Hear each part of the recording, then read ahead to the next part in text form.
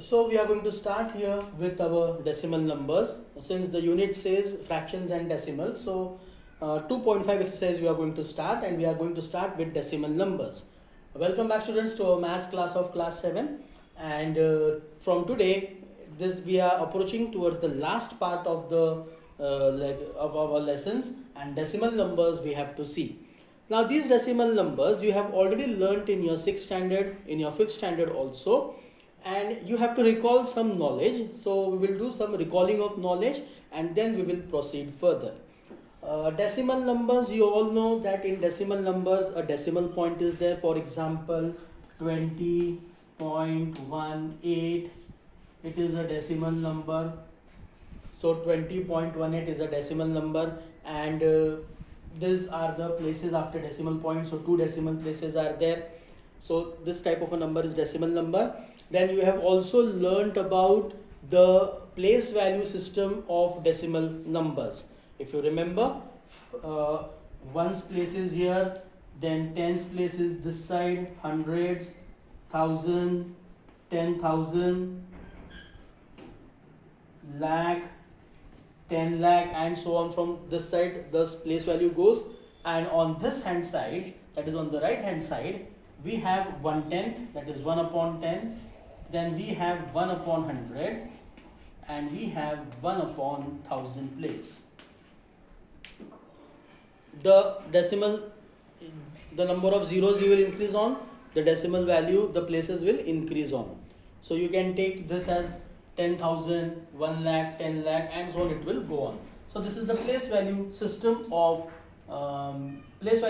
decimal number system. Suppose you have to write down this number 20.18. 20 means here would be 0, here would be 2, actually here there is decimal point, so here would be decimal point, and this is the position. This one, it is on the 1/10 position, so 1 would be here and 8 would be here. So 20.18 would be represented in the place value chart like this. All these things you have already learned, and we are going to see some further things about decimal numbers. With regards to 7th standard, we are going to see one more thing that we have to see here is that, for example, in decimal number systems, suppose we have a decimal number, take the same number 20.18. Now be very careful, this is 20, so this is this is in the ones and tens place, so this we can say as 20. But this cannot be said as 18, because this is not the tens place, this is not the ones place, and this is not the tens place. So be very careful that when we read this number, it is 20.18 and not 20.18. If this we read as 18, that is wrong in the decimal number system. So this number is read as 20.18, and after decimal there are 2 decimal places, 1 and 2. So what does this means? This is nothing but a decimal number is also a fraction. A decimal number is also a fraction. But this fraction, in that denominator, there are numbers like 10, 100, 1000, 10,000, lakh, 10 lakh, and so on. So these are the numbers in their denominators. Now how this number 20.18 can be represented as a fraction number with the denominator as 10, 100 or 1000, that first we have to see the concept. So this number, it can be represented as, so after decimal places how many numbers are there? 1 and 2. So there are 2 numbers after decimal number places, so 1, 2. So as many numbers, that many zeros. So here will be 2 zeros, and here would be 1, so this would be 100, and this number would be represented or written in the numerator as it is, but without decimal number. Understood what we have done? After decimal, how many decimal places are there? 1 and 2. Those many zeros are to be placed in the denominator, and this number is to be written here in the numerator as it is, but without decimal number. So this will be 2018. So this is how we represent a decimal number in a fraction form. So decimal numbers are nothing but they are fractions only with the denominators as 100, 10, 1000, 10,000 and so on. That means if a number is in the form 2018 upon 100, this number can be represented in this form as decimal, and a decimal number can be represented in a fraction form with the denominator as 10, 100 or 1000. Another example, suppose we have 1.1, say 1.1. So this can be represented as, after decimal point, how many decimal places are there? Only one. So only one number is there. So 10, and this would be 10, and this number would be written as it is in the numerator without decimal point. So 11 upon 10. So 11 upon 10 is nothing but 1.1. 20.18 is nothing but 2018 upon 100. If you want to take some more example, actually all these things you have already learnt in the 6th standard and your 5th standard also. Suppose you take a number 1.0134. Okay, 1.0134. Now how many decimal places are there? 1, 2, 3, 4.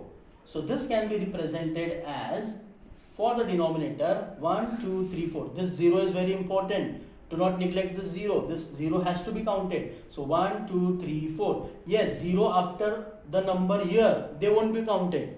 They are of no use. As many zeros you put there, no use. Let it be. But the 0 before, after decimal point and before the numbers, it is to be counted. So there are 4 zeros. So we will put here 1, 2, 3, 4 zeros. That is 10,000. And 1 is to be put in. 1 is very important. So 10,000, and the number would be written as it is 10134 upon 10,000. So this is the number. Or if you take 223.165. So this can be represented as 123. So 1000 would be the denominator, 3 zeros, 3 decimal places, and 23165. 23165. So this is a decimal number represented in fraction form, and a fraction with the denominator 10, 100, 1000 can be represented in decimal form. So all these things you have learned, we just have recalled it. And another thing that you have to see here is, again, while we started learning the fractions, we compared the fractions. How we compared the fractions? If the denominators are equal, that means they are to be converted into like fractions. So here also we have like decimals. Here also we have comparison, addition of decimals. You have already learned in the 5th standard and 6th standard. Then multiplication of decimals, division of decimals. All these things step by step you are going to learn. Now we have exercise 2.5, 2.6 and 2.7 after this. So in these 3 exercises you are going to learn about addition, subtraction, multiplication and division of decimals. I remember in your 5th and 6th standard, division of decimals was quite a bit tricky for you. But this year we are going to see some new technique, new method of solving the division of decimal numbers. Let's see which decimal number, which method you like it, whether you learnt in the 5th and 6th standard that you like it, or the method that we are going to learn this year that you like it. So we are going to start with exercise 2.5. Now in exercise 2.5, some of the sums you have already solved in 6th standard. So question number 1.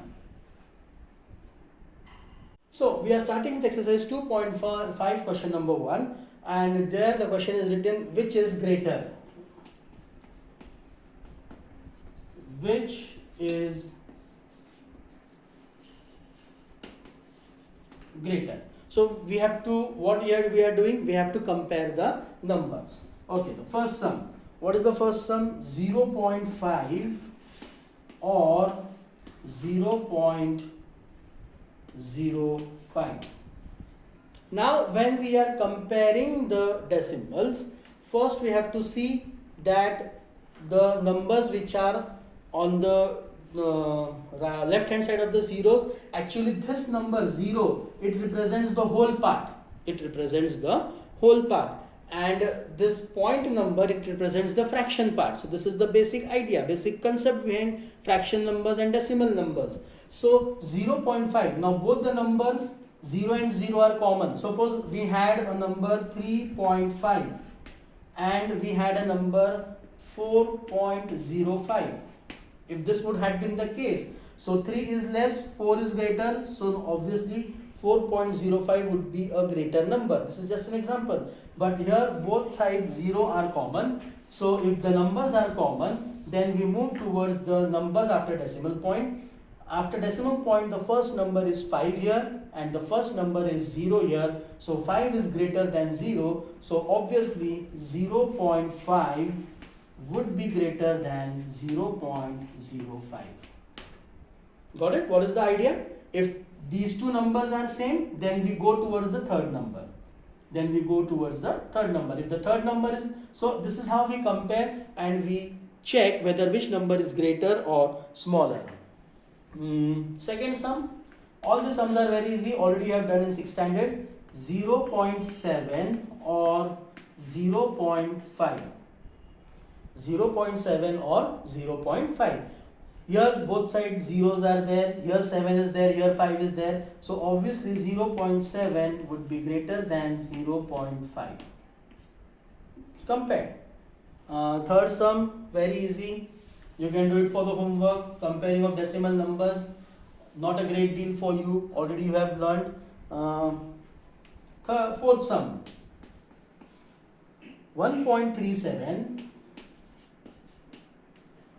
and 1.49. Now 1 and 1 are common, here 3, here 4, so 4 is greater than 3, so this would be 1.49 would be greater than 1.37. Okay. Fifth also we will do 2.03 or 2.30. 2 and 2 are common. Here 0 is there, first number, here 0, here 3 is there. So 3 is greater, so 2.30 is greater than 2.03. Please do not say that this is 2.30. This is totally wrong. While we are solving the decimals, please keep this in mind. This is termed as 2.30, 1.49, 1.37. Like this we have to say. I think in 6th standard you had a question wherein you had to write down the decimal number in words. That time you have written all these numbers. 2.30. Okay, rest all sums would be for your homework. Now we move towards question number 2. Question number 2. Express as rupees using decimals. So we have to express the given paise into rupees. First sum. Now the first sum is 7 paise. We all know, we are learning it from our 4th standard, that 1 rupee, we'll give the symbol, 1 rupee equals to 100 paise. This is common, 1 rupee equals to 100 paise. So here also we'll write down 1 rupee equals to 100 paise. Now, here 7 paise is to be converted into rupees. So paise is small, rupees is greater. So always keep in mind, when we go from small to big, what we are converting? We are converting from small to big. We will always divide.